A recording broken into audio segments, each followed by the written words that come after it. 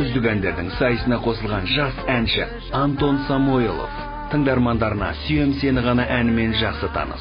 Ол қалың көрерменге де алғаш рет дәл осы әніне түсірілген бейнебаян арқылы белгілі болды.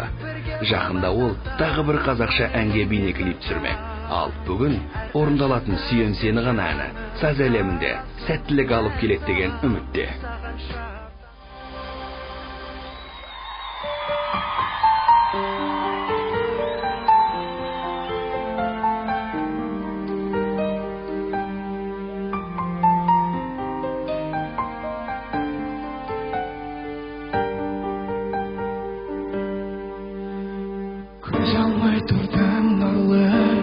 Жүзіңнен алғаш рет солу сені көргеннен сезінемін, тебірендім, өзіме сендім, енді саған қарай сапар шегем, саған қарай ұмтыла берем, жаным сені енді жібере алмаспын. Сүйем сені ғана, сүйем сені ғана, жүрек отты жана. Сүйем сені ғана, сүйем сені ғана, тек саған аттана.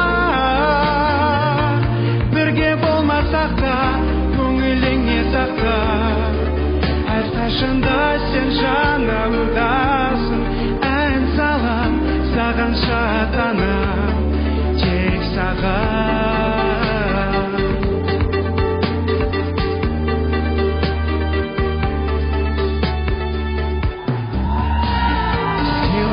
Саған осы әнімді әніме қоса берем, атымды сағынамын, сарғаямын, көрмесе сені, енді саған қарай сапар шегем, саған қарай ұмтыла берем, жаным сені енді жібере алмаспын. Сүйем сені ғана, жүрек отты жана. Сүйем сені ғана, сүйем сені ғана, тек саған аттана. Бірге болмасақ та, көңіліңе сақта, әрқашанда сен жанымдасың. Ән салам, саған шаттанам, тек саған.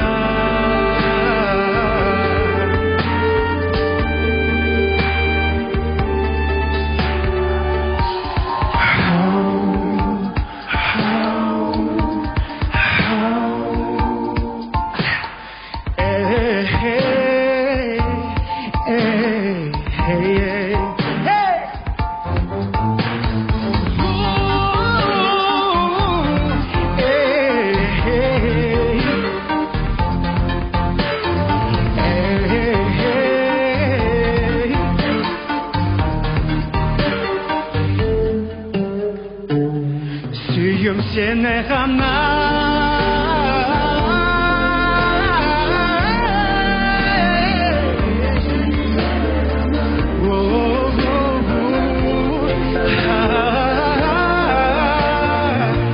бірге болмасақ та, көңіліңе сақта, әрқашанда сен жанымдасың. Ән салам, саған шаттанам, тек саған.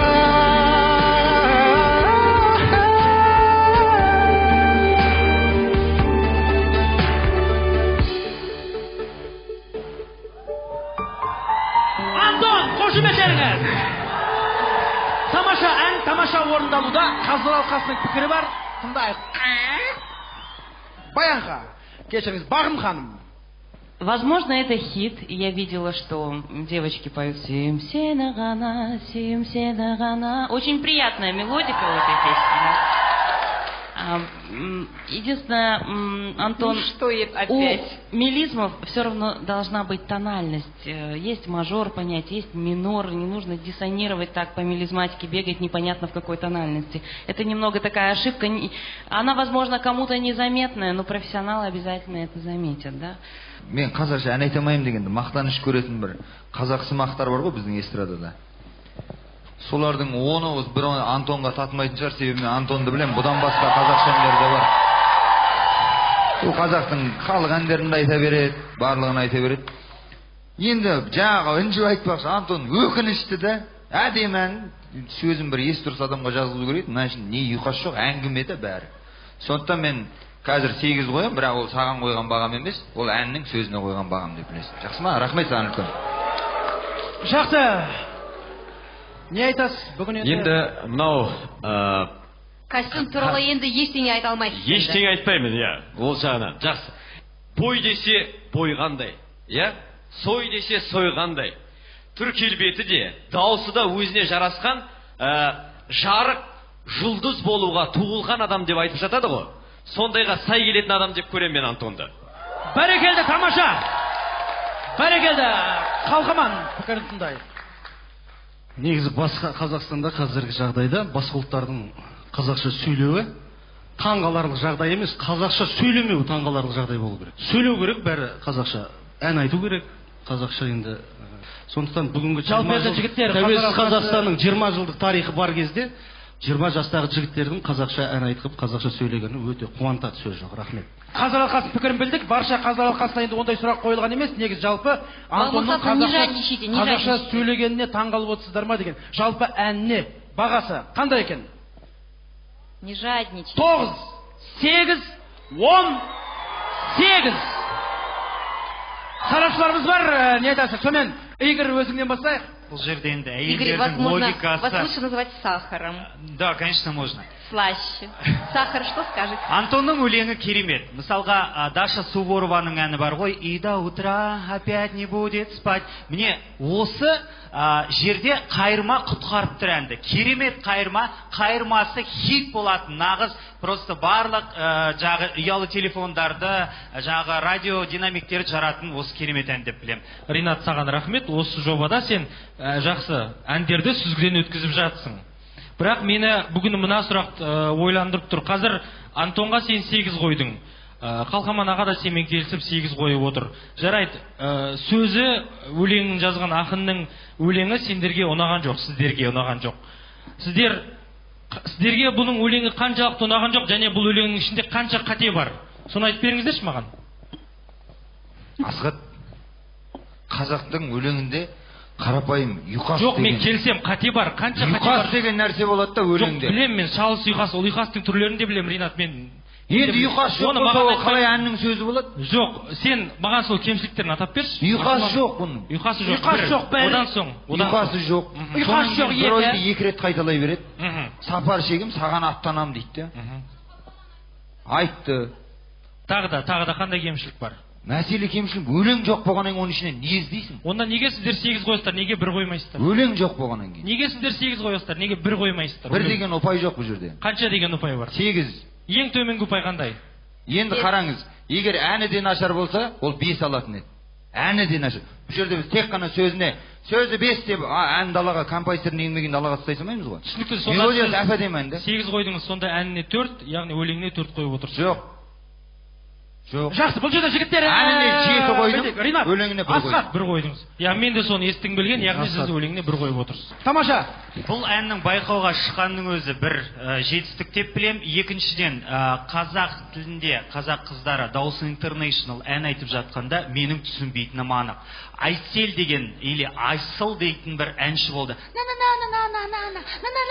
Осыдан артық мен дым естіген жоқпын.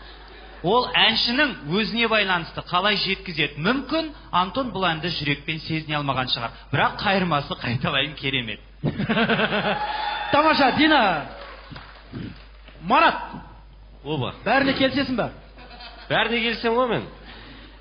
Антон, молодец. Сахар, молодец. Сахар ризамын да. Қазақша мықты сөйлейді. Орысша сөйлегенде акценті бар да.